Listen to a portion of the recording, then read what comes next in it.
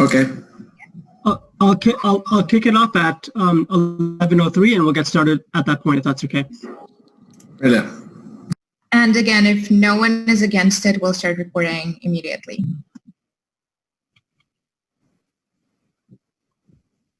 Fine, Alexandra. Hi, Nicola. Nice seeing you. So for those who have just joined, thank you for your patience. We'll be just getting started in just a minute. Thank you.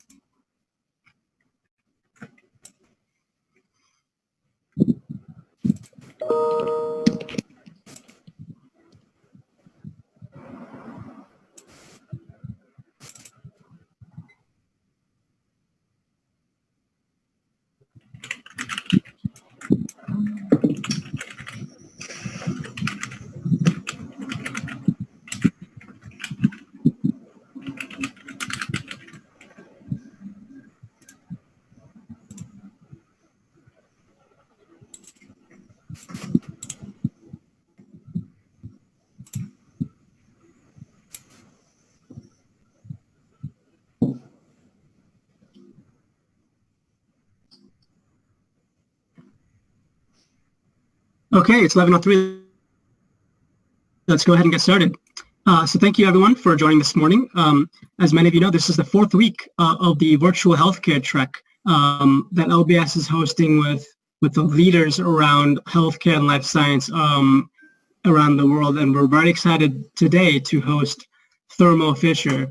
Thermofisher this year has received a lot of positive feedback from students with a lot of engaging events on campus from their visits, including those that are virtual, and also their presence on panels that we've had throughout the year. So we're excited to dive a little bit deeper with Thermofisher today and talk a bit more about their business. And so to introduce the speakers, let me first introduce Nicola, who's been working very closely with LBS this year. So I'll pass it to Nicola to introduce herself as well as the speakers, and we'll get started. Thank you, everyone. Thanks, Mustafa. Thank you very much, team. And we're so delighted to be here on the call. And as Mustafa has mentioned, we spent a lot of time at LBS this year, and we'll continue that engagement to help yourselves find your next career opportunities, either with Thermofisher Scientific or on our GLDP program. But for the program today, we're really excited to share with you more as a deep dive into our company and how it makes us successful. So I'm going to introduce Antonio Guerra, who's Global Digital Leader for Field and Safety Instruments, Federico Velosa, who's the Global Leader for Fine Chemical Services, and Brian O'Sullivan, who's Senior Manager Commercial Strategy and Market Intelligence. And I'm going to first hand it over to Federico. Thank you, Nicola, and thank you very much, guys, for having us. Just to start, this is a brief agenda, what we are trying to cover today. So we will start with an introduction to Thermofisher Scientific, then we'll share the value proposition and growth drivers heard about, especially related to COVID-19, and then we will open the floor for question. Hopefully that's good for everybody. In terms of an introduction of myself, I started with the company a couple of years ago, but before that I studied chemical engineering in Colombia, in South America. Then I moved to the oil and gas business. I worked in sales, marketing, and commercial strategy for 7.5 years. Then I decided to do an MBA in Manchester Business School. And as an internship, I worked for Travis Perkins in mergers and acquisitions. After that, I was very lucky to get a position in Thermofisher as part of the General Management Leadership Development Program, which is a 2-year rotational program in which we have 2 projects per rotation, and the idea is to have an accelerated career path within the organization. So I did a project in business development. Then I moved to product management, then change management, and currently, as Nicola shared, I'm leading the global team in specialized chemical services. So we provide about a handful of chemicals related with COVID. And also we're supporting a couple of organizations to develop the vaccine that hopefully let us go outside of our homes soon. So that's me. Regarding the organization, our mission statement and what really gets us up every day is to enable our customers to make the world healthier, cleaner, and safer. So we make the world healthier by, in this case, an example will be CAR T therapy in leukemia for some of our patients. We work, part of what the company strives to do and works towards every day, it's a fight to cancer. So we do a lot of work, and the company is very much involved in that. Cleaner, we analyze drinking water and pesticides from foods with our chromatography and mass spectrometry instruments, basically to ensure that every thing that we consume is up to the standard that is required. And safer, we work a lot with government agencies in order to ensure that either in supermarkets or in big malls, we're free of not only substances that might be harmful, but also of explosive devices. So the company has a very cool instrument that is able to detect from the bottom of escalator to the top of that escalator if somebody has some sort of explosive device. So those are only examples of what we do, but at the end, as I mentioned, our mission is to enable our customers to make the world healthier, cleaner, and safer. Regarding our culture is structuring 4 key pillars, which are our 4 values. So integrity, intensity, innovation, and involvement. Integrity basically refers to honor our commitments, so stick to our word and deliver on what we promise. Intensity, it's to operate to drive results very, very quickly. So right now, in terms of COVID-19, our intensity levels are to the roof. Innovation, we invest about $1 billion in R&D, and what we want to do is create knowledge and transform the industries that we operate under. And involvement, it's all around diversity and inclusion, and make sure that we take into consideration different ways of thinking. Our 2030 mission is to be the unrivaled leader in serving sciences with a revenue of $50 billion. So when I joined the organization, the vision for 2020 was to be an organization of $20 billion. Before that 10 level, everybody's like, really? Are we going to really achieve it? It's kind of doubling the size of the organization pretty much consistently every 10 years through a diversification of strategies, organic growth, and mergers and acquisition. But it's always quite bold, which makes it very interesting to be a part of the company. And the way that we are thinking about doing this is we definitely should strive to be one of the world's most admired companies. I don't know for most of you, but when I joined the organization, I didn't know about the company, and it's kind of like an organization that is involved in so many things, but it's kind of a ghost to a certain degree. The unseen hand that kind of works around many different areas, but we want to work not only to ensure that we have a stronger presence, but also that it's recognized. So that's why we want to be one of the world's most admired companies. Have an incredibly talented team. So that's why my colleagues and I spend time on these conversations because we believe in the talent that is out there, and we also recognize that not a lot of people know about the company. So through these conversations, we're able to attract talent by showing what we are capable of. Customer-centric. This is something that you probably have heard in other organizations, but it's incredible how everything we do, it's especially and in particularly now through this pandemic, evolves around the customer and how can we make it better for the customer, which is absolutely fantastic. Innovation and leadership in digital science. We want to be involved in those two areas to basically ensure that we manage to accomplish our vision. And at the end, all of that, if you think about it kind of as a funnel, it will end up ensuring that we continue to have a strong financial performance and deliver to our shareholders, but also our stakeholders. Regarding how all of this kind of gets together, so our vision is our aspiration, which involves not only a financial accomplishment, but also a set of the set of different aspects that I mentioned, a lot around customer, but also our colleagues.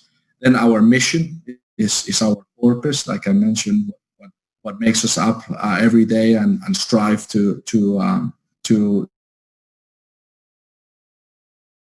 success, practical process improvement, which is basically constant improvement, making sure that we reevaluate the processes and the way that we do things, not only operational, but also commercially and also internally to ensure that our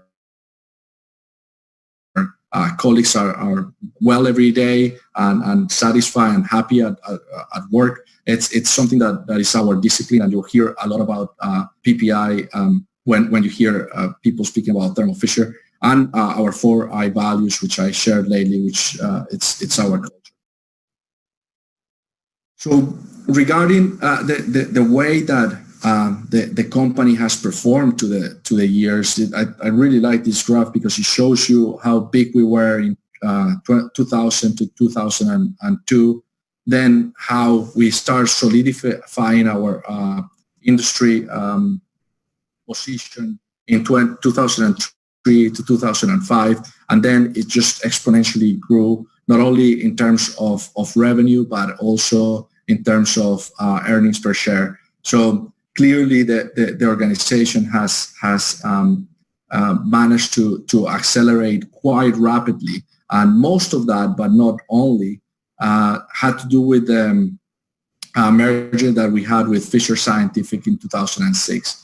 So how I think about this is we had Thermo Electron, which was a company that was focused mainly in building and developing instruments. Instruments meaning chromatographers and mass spectrometers and other sorts of kind of boxes that would allow us to deliver some sort of knowledge at the end of the process. And then you have Fisher Scientific, which would be a distributor.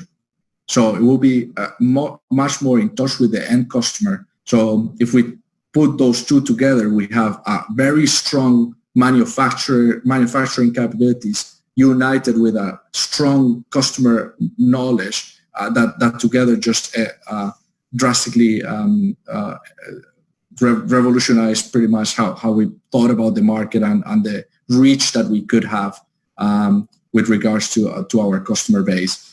After that, we have done several other acquisitions. Life Technologies was massive and allowed us to have a stronger presence, online presence mainly, but most importantly, a life science focus. Dionix, FEI with electron microscopes. You're going to see later when we show a video, a little bit of our capabilities with electron microscope. And the latest, there's a couple, but the latest is a contract manufacturing organization called Patheon. So all of that to say that As of 2018, we have 70,000 colleagues, 5,000 scientists, 1 billion of investment in R&D, as I mentioned, $24 billion in revenue. We're the number 144 company in the Fortune 500 companies. But most important, we have an unmatched depth. We have leading innovative technologies and parallel commercial reach, because if you think about it a little bit on the workflow, we start with the chemicals, and at the end we're able to deliver a drug. So with all sorts of investigation in the middle, and we'll have world-class applications expertise. So the great part about being part of this organization is that it's very clear how you see that the work that you do, it's completely aligned and contributes to the mission statement, and that's at least for me is quite cool. All right, now I'll hand over to Antonia. Thank you, Federico. So now that Federico has given a bit of an introduction to the company, I'll just go a little bit deeper in terms of our value proposition and growth drivers, touching upon a lot of the pharma healthcare stuff. But if you just move to the next slide, first, a little introduction about myself. So yeah, I studied here in the UK, called Combined Studies, so did languages and geography. After that, I took a bit of a gap year, was an English teacher in remote China for a year. Then decided that wasn't what my calling in life, so I headed back to Europe and worked for Bacardi for about 5 years in a variety of roles, mostly procurement. And after some time, decided to quit my job and do my MBA in Manchester. My internship was in investor relations and corporate strategy. The summer we decided on Brexit, which made it very interesting, and decided and very happily was accepted to join the GLDP program at Thermofisher. Had a fantastic experience, so did a variety of roles, marketing and finance in our chromatography part of the business. Then I moved over to life sciences, doing some sales operations and our pharma group within supply chain, ending up actually in our channel business, our distributor, doing some business development. Rolling off the program, I found my new challenge in digital. For our field and safety part of the business. I'll point out a couple of instruments. You saw one called the TrueNarc, which scans basically chemicals very, very quickly. And as of a couple of weeks ago, I've stayed within the same business, but moved over to services as the services director for the business. So if we can move, there we go, to the next slide. So this is a great slide to really show how we are split between the different markets.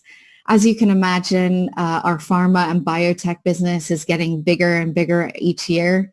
Our diagnostic and healthcare is growing thanks to, or should I say, as a result of the pandemic of COVID-19. Our academic is a bit quiet at the moment, but really I like this slide because I think it shows how we reduce our risk by having several markets that we play in. And you can imagine it's quite unusual that all of them will be within a downturn. So pharma and biotech definitely been a key growth strategy for us over the past few years. On the next slide, it shows more how we're split internally with our business segments. So on the top left-hand side, it's called analytical instruments, about 20% of our business. And these are what we call our smart instruments. So chemical analysis, that's the part of the business I work in. Gemini, that's used by a lot of first offenders, so police force, again, that is related to identification of chemicals, where you'll take a sample and they can basically identify a chemical within 60 seconds. Federico's already mentioned electron microscopy, bit of a tongue twister, that one. And then, of course, we have our life sciences solutions. So that's working a lot with our pharma customers, our biotech customers. And then our laboratory products and services. So this is our biggest segment at the moment. It's where we have our clinical trial services, but also our laboratory chemicals and equipment. So it's just, that's also a business which is getting bigger and bigger. Specialty diagnostics, very busy at the moment with the pandemic. So again, you can see how we're split within 4 different areas, also reducing risk. So on the next slide, it talks about our growth strategy. And there's been a big focus. I would even say we've changed our focus from predominantly M&A to really focusing on organic growth by having a unique value proposition, our innovation that Federico talked about, and also really leveraging the opportunities within our emerging markets. But that's very much complemented with our strategic M&A. We have not halted it. It's just the company's really focusing on our organic growth. So we'll go through each one of those in a bit more detail on the next few slides. So starting with our value proposition, our unique value proposition, we identified a couple of key trends, which you'll see at the bottom of the slide. Precision medicine, growing demand in biologics and vaccines, along with constrained budgets within healthcare. So productivity is a big focus, saving money. And also outsourcing non-core activities have been a few trends that we've tried to identify early and leverage. We saw it was a massive opportunity, so we set up we tried to set up ourselves for success. And you can see, a key image we use internally around our customer value proposition. As Federico mentioned, customer centric, the customer in the middle. And then we complement that with our innovation and our productivity, and then going into a bit more detail. So accelerating research, optimizing their supply chain maybe, or sometimes partnering with them on R&D projects. And that's led to an increase of about 9% organic growth from 2000 to 2018, which is, I must say, quite impressive.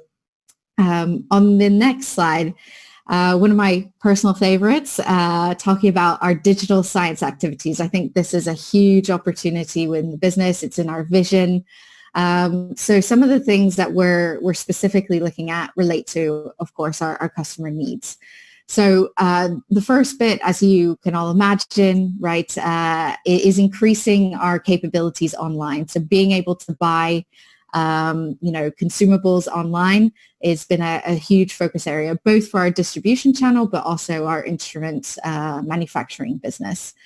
And I think we're actually the leader on the market within the life science market for that. The next bit, which I find particularly interested, is all about data, collecting data and making data-based, data-driven decisions. It's becoming more and more important, looking at how our customers are using the instruments and seeing if we can optimize this. So leading to our last point around productivity and asset efficiency, making more and more of our devices, our instruments are connected, and that leads to really exciting opportunities around remote monitoring and diagnostics, and asset managed software, which is really cool and helps our customers to actually save money at the end of the day. Then to our all-important emerging markets, notably China, as I'm sure you're not surprised. It actually brought a new way of working, I would say. Because it's an emerging market, we can actually adapt the way that we work. Historically we have some businesses, but setting them up here where we can look at one Thermo Fisher, really bringing everything into one place, one port of call. So we really leveraged that opportunity, and we've seen an incredible growth. As you can see, 2013 to 2018, about 15% organic growth, which we were continuing to hope to see after things, slowly get back to normal after the pandemic. And then the last slide, M&A. I found this particularly interesting, intriguing, that Thermo Fisher has had such a great track record of M&A, and I'm sure within the MBA, it's something that you talk about.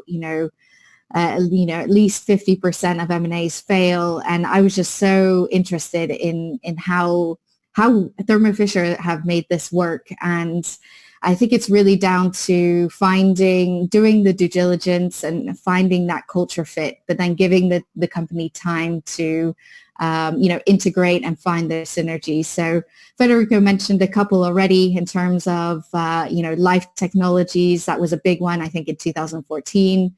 Some of the more recent ones, FEI and Patheon, have been some great additions to the Thermo Fisher portfolio. I believe on that note, that's my cue to hand over to Brian to talk a little bit more about the diagnostics business in some more detail. Thanks, Antonia. Firstly, I just want to say it's great to have an opportunity to speak with you again. I noticed from the attendee list that there are some familiar names and also some new ones. So I guess to start off, I'll provide again a little bit of background on me. So if you want to jump on, Betty, to the next slide. Thanks. So in a prior life, I was a practicing veterinarian. I worked in clinical practice initially in Ireland, followed by a couple of years in Australia, and most recently the UK, where I ran my own veterinary services company for 3 years prior to embarking on my MBA. Excuse me. And it was during this time that my interest really started to shift from clinical work more towards business management, and that was what ultimately spurred me on to pursue the MBA as a means of transitioning from the clinical world into industry. I completed the MBA in 2017 and thereafter joined the GLDB program.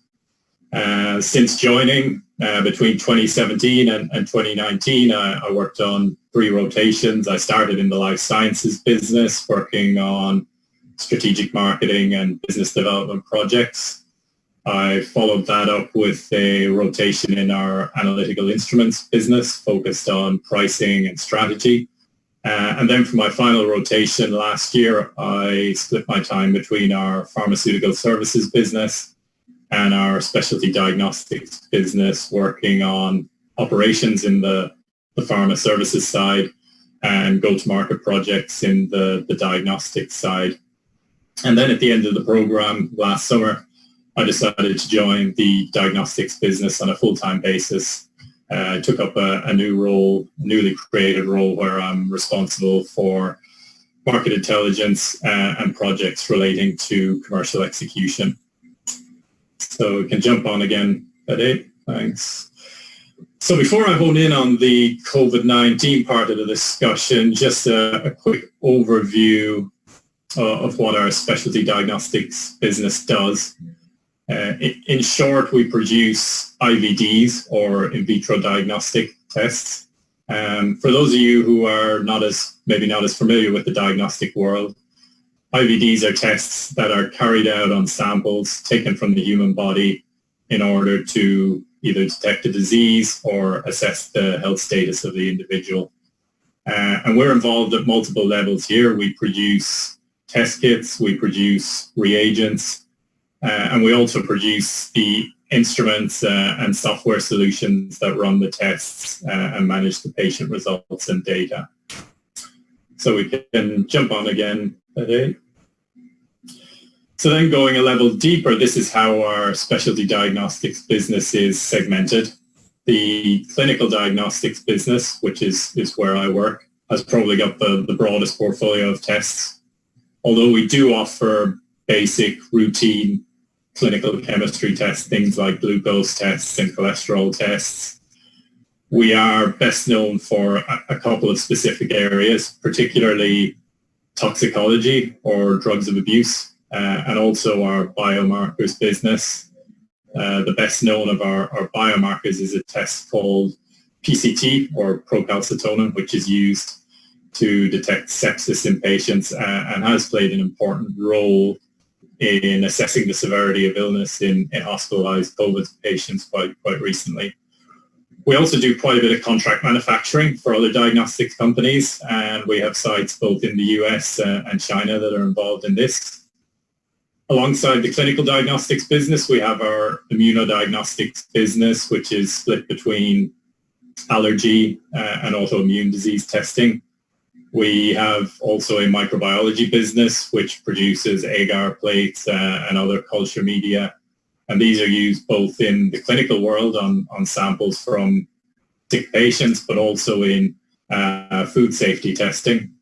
And then finally, we have our transplant diagnostics business, which specializes in providing diagnostics to support surgeons and clinicians who are looking after transplant patients. Next slide, please. So this then is just an additional insight to illustrate the scope of our involvement in the diagnostic space, from our own assays and tests to the contract manufacturing we do for other diagnostics companies. The greater than 50 million tests on the Indico platform, this is our instrument that runs routine clinical chemistry testing and also runs our portfolio of toxicology tests. And on the right here, it mentions greater than 55 million tests for sepsis. This refers to our procalcitonin or PCT test that is being widely used at the moment in ICU patients during the COVID pandemic. We can jump on again. Thanks. So speaking then of COVID-19 and our contribution to the fight, this provides a little more insight into how we are supporting laboratories.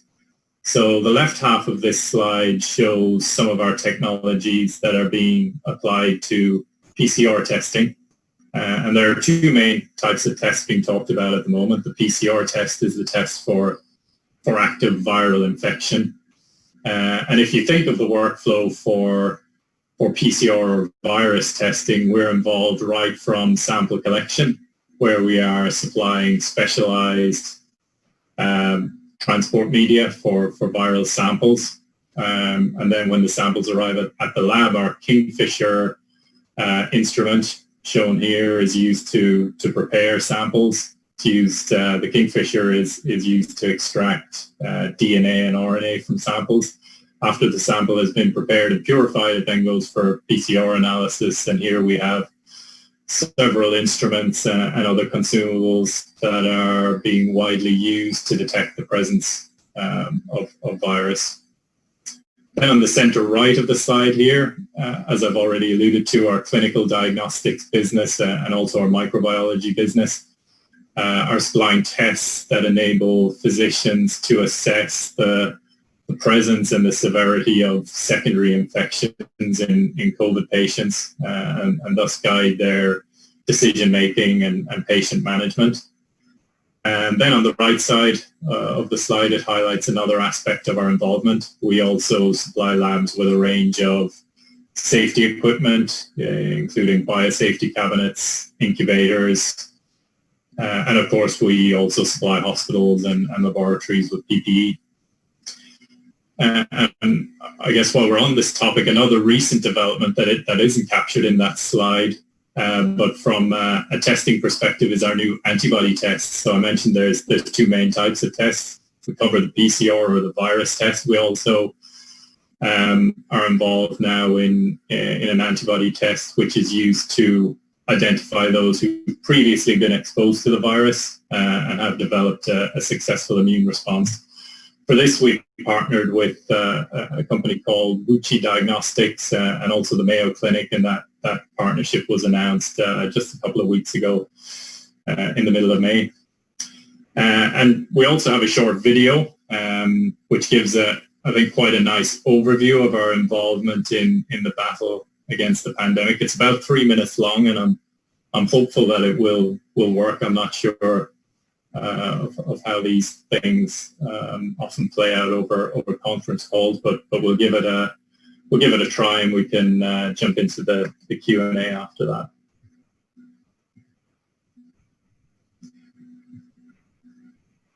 So I don't know, Fede, if you're able to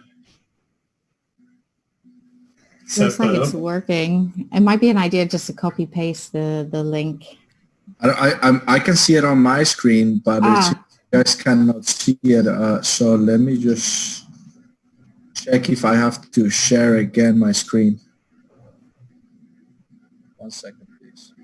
All right. Can you see my screen now? Yeah, I think this is it. Yeah. All right, perfect. I'm going to start and stop just to ensure that you guys are watching. Working? There's no sound. Federico, if you Yeah. reshare the screen, when you click the button share the screen, on the bottom there will be an option to also enable voice sharing. So the voice you will also share. Brilliant. Okay, let me know if you can hear it now. Hold on 1 second. Almost half the world's population Perfect. is in lockdown. The volume of confirmed cases has risen at a dramatic rate, and so has the number of fatalities. Novel coronavirus, or COVID-19, has spread across the globe with devastating